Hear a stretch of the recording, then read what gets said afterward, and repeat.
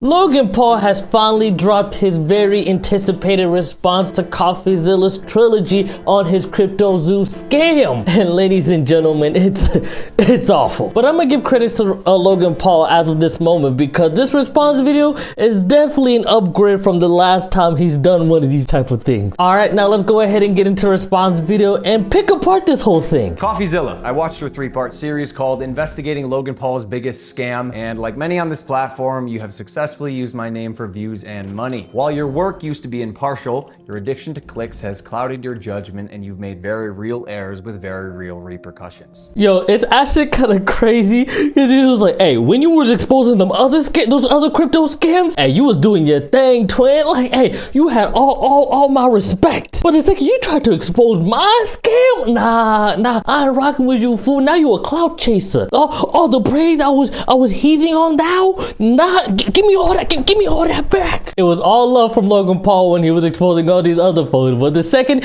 he came at you, now he a clout chaser, huh? Now he just used your name for clicks and views. Terrible start to this video. Coffee, you took a shot at my reputation.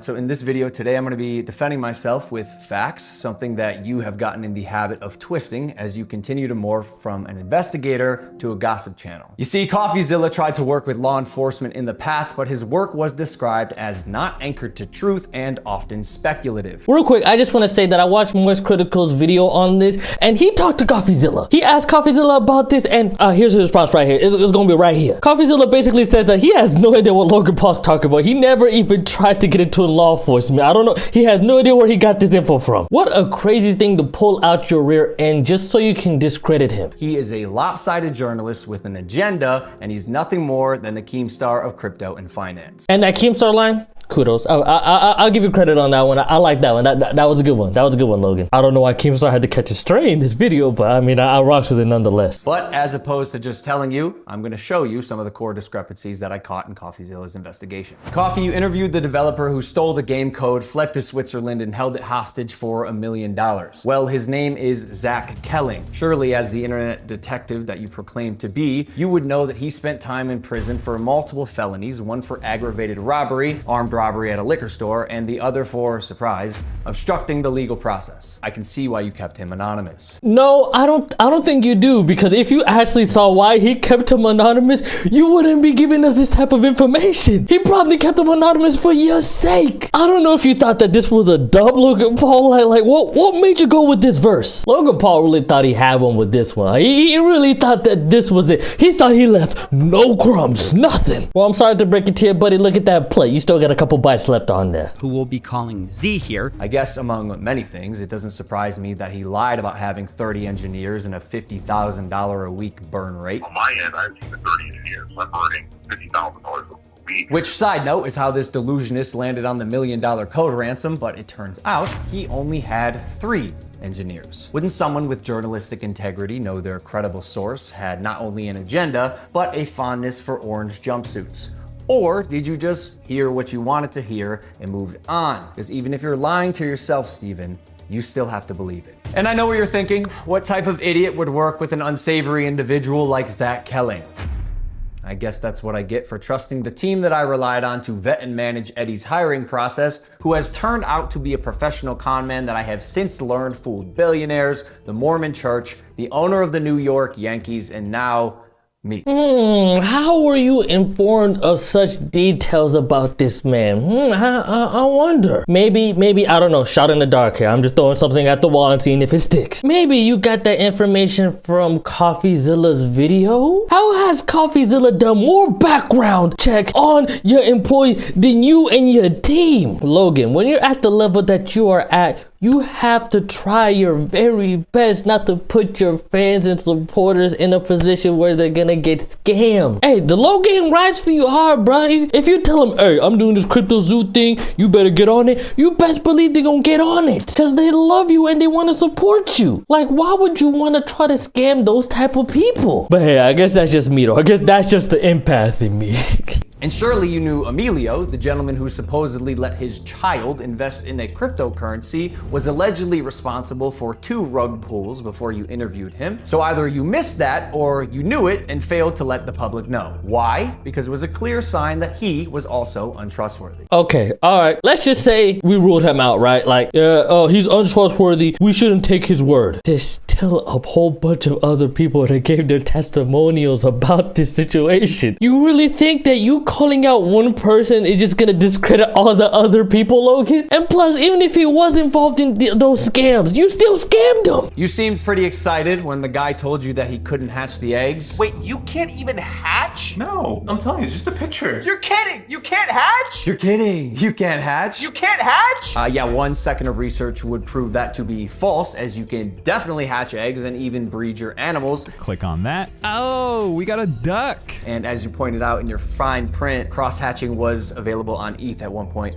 but you perpetuated the opposite as truth with your chest out. Basically, nothing worked. And by the way, Guy, almost all NFTs are just pictures. I'm telling you, it's just a picture. Oh, Logan. Oh, you had it. You had it. Oh, he had such a good point. He had evidence to back it up and everything. Oh, you had it until you said, hey, Guy, all NFTs are basically just pictures. Logan, you advertise this thing as a game. If you're tired of purchasing those basic PNGs, come over on this side. Hey, we gamified NFTs. It just feels like Logan Paul is just enjoying shooting himself in the foot. And surely a real internet detective would not break criminal and civil laws in trying to get information, right? So why have you allowed the illegal recording of Jeff's phone call without his permission? And then more like an internet criminal, post it online. And it was interesting. It was like, this is wild. Now, although you didn't verify any backgrounds, substantiate any evidence, took multiple criminals' words as truth, and broke laws, you still published the defamation. That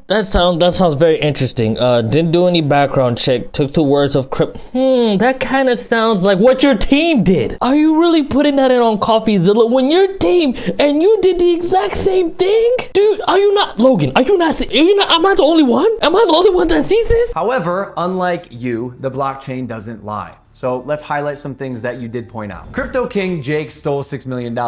True or not, we had already removed him from the team when we realized he was a bad actor and his motives were purely financial. Conman Eddie, lead developer, stole $1.7 million. True or not, when we learned he was a bad actor as well, he was immediately removed from the team. While myself and Jeff sold nothing and made nothing as verified through investigation and the blockchain. Jeff, Logan's manager, to my knowledge, never sold.